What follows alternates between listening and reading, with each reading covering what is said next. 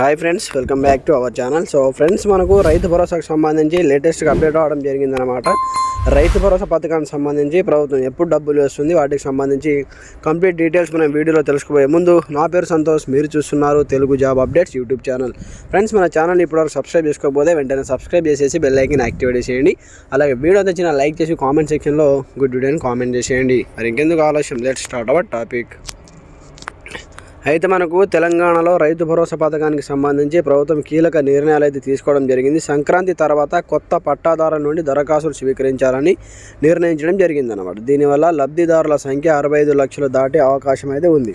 ఈసారి కేవలం నిజమైన సాగుదారులకే పెట్టుబడి సాయం అందించాలనే లక్ష్యంతో అగ్రికల్చర్ యూనివర్సిటీ సహకారంతో శాటిలైట్ సర్వే నిర్వహిస్తున్నారు. కొండలు, గుట్టలు, రియల్ ఎస్టేట్ భూములకు నిధులు వెళ్లకుండా ఏఈఓల ద్వారా క్షేత్రస్థాయి పరిశీలన చేస్తున్నారంటూ కూడా చూసుకోవచ్చు.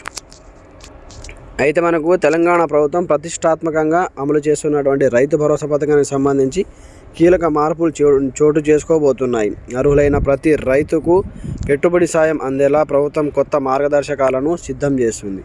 సంక్రాంతి పండుగ ముగిసిన వెంటనే కొత్త పట్టాదారుల నుంచి దరఖాస్తులు స్వీకరించే ప్రక్రియను ప్రారంభించాలని ఆల్రెడీ మనకైతే అధికారులు భావిస్తున్నారు. అయితే కొత్తగా ఎవరైతే పట్టాపాజు పొందారో వాళ్ళు మళ్ళీ అప్లికేషన్ పెట్టుకోవాల్సి ఉంటుందని, దాని తర్వాతనే ఈ రైతు భరోసా డబ్బులు నిధులను విడుదల చేస్తామని చెప్తున్నారు.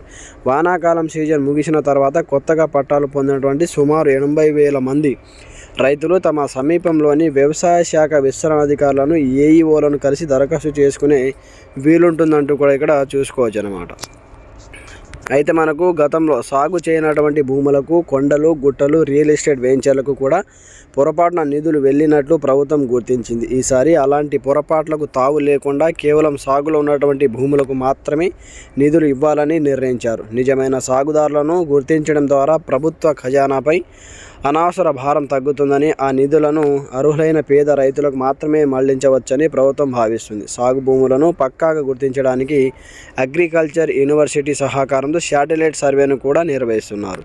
అయితే కేవలం శాటిలైట్ డేటా పైన ఆధారపడకుండా క్షేత్రస్థాయిలో వ్యవసాయ అధికారుల ధృవీకరణను కూడా పరిగణలోకి తీసుకొనున్నారంటూ కూడా చూసుకోవచ్చు.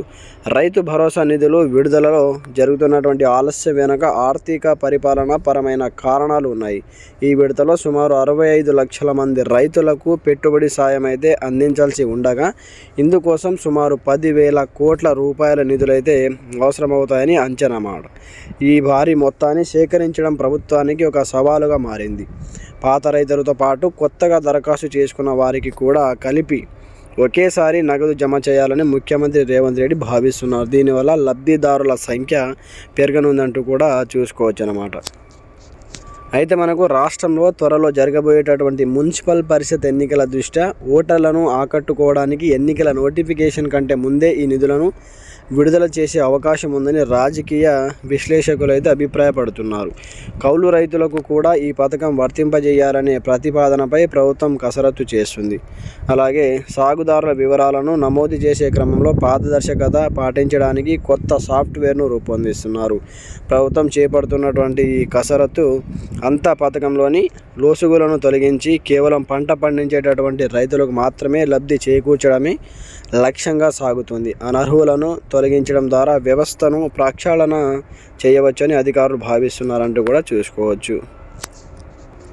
అయితే మొత్తానికి మనకైతే ఎవరైతే సాగు చేస్తున్నారో ఆ భూమికి మాత్రమే నిధులు ఇవ్వాలని, కొత్తగా పట్టా పాస్బుక్ పొందినటువంటి రైతులకు కంప్లీట్గా కలిపిన తర్వాతనే వాళ్ళు అప్లికేషన్ పెట్టుకున్న తర్వాత అర్హులైనటువంటి రైతులకు మాత్రమే ఇవ్వాలని ప్రభుత్వం అయితే నిర్ణయించడం జరిగింది. అంటే సంక్రాంతి కూడా అయిపోయింది కాబట్టి సంక్రాంతి తర్వాత మనకు 26 జనవరి రోజు అయితే విడుదల చేస్తామని ఆల్రెడీ ప్రకటించడం జరిగింది.